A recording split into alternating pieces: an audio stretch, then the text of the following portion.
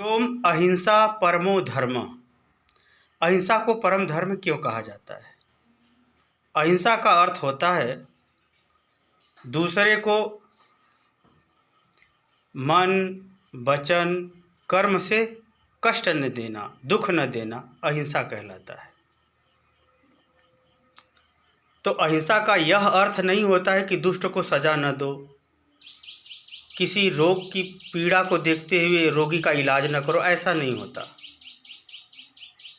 जिसका अंतिम इलाज ही हत्या करना है या कष्ट देना है या उसे समाप्त करना है या उसे मारना है या उसे सजा देना है, वह भी अहिंसा का ही रूप है। परंतु अहिंसा जब आपके अंदर होगी, सहज ही दूसरे को आप कष्ट नहीं देना चाहेंगे मन, वाणी, कर्म से, तो तब आप उसके प्रति अपने कर्मों का सर्वोत्तम ढंग से, कर्म करने की विधि का सर्वोत्तम ढंग से, कर्म प्रस्तुत करने की विधि का या व्यवहार का भी सर्वोत्तम ढंग से आप प्रस्तुत कर सकेंगे, व्यवहार कर सकेंगे, जो सर्वोत्तम धर्म की ही व्याख्या करता है। यानी अहिंसा सर्वोत्तम धर्म की सर्वोत्तम विधि के साथ सर्वोत्तम क्रिया और गुण की व्याख्या करता है। इसीलिए अहिंसा परम धर्म होता है। तो वास्तव में राक्षसों का वध करना भी अहिंसा ही है। विद्यार्थियों के गलत व्यवहार को सुधारना, डांटना भी अहिंसा है। माँ द्वारा बच्चों को डांटना या पीट करके सही रास्ते पर लाना भी अहिंसा है।